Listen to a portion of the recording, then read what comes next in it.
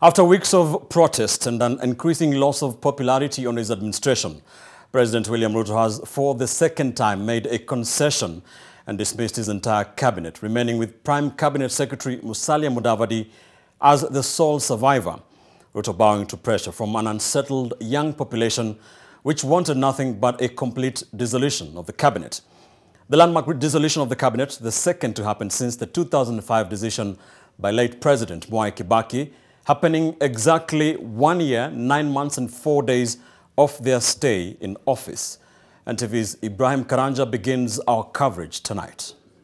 You will grant us success. On their 623rd day in office, that is 1 year, 9 months and 4 days since their inauguration on the 27th of October 2022, Cabinet Secretaries in Kenya were on their usual official duties.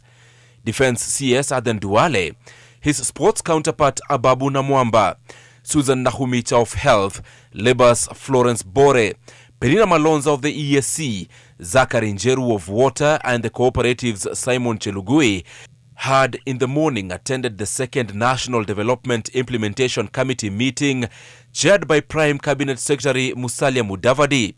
They were joined by Treasury's Professor Njuguna Ndungu and Attorney General Justin Muturi. They later left the meeting for different official functions, as was indicated in their social media pages, perhaps unaware of the impending sack or bravely holding the shocker within. Meanwhile, at State House, Nairobi, the president was laying a plan out of a political trap he'd find himself in following weeks of protests. Protests that started against the punitive finance bill of 2024, which later turned into pro-good governance protests and left more than 40 people killed and property worth 2.3 billion shillings destroyed. Recent events that necessitated the withdrawal of the finance bill, which will require a review and reorganization of our budget and fiscal management, have brought us to an inflection point. The president once again conceding to the demands of the Gen Z, striking 22 names out of his cabinet.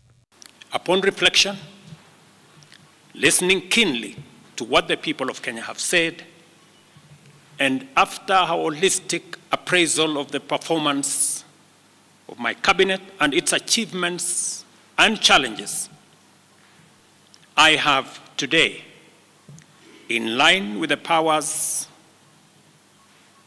given to me by Article 1521 and 1525B of the Constitution and Sections 12 of the Office of the Attorney General's Act, decided to dismiss with immediate effect all the Cabinet Secretaries and Attorney General of the Republic of Kenya, of the Cabinet of Kenya.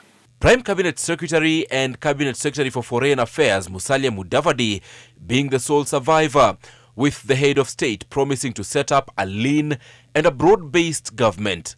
I will immediately engage in extensive consultations across different sectors and political formations and other Kenyans,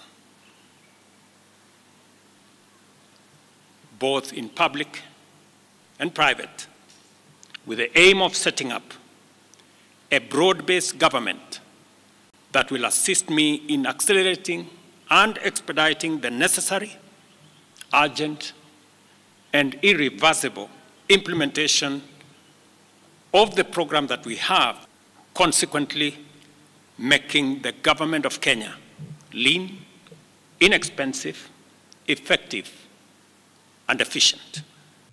The mention of a broad-based government for the second time in 3 days, buttressing speculations of a government of national unity. I am acutely aware that the people of Kenya have very high expectations of me. And they believe that this administration can undertake the most extensive transformation in our nation's history. Principal secretaries have now been charged with the responsibility of running programs in their respective ministries, pending the appointment of the new cabinet.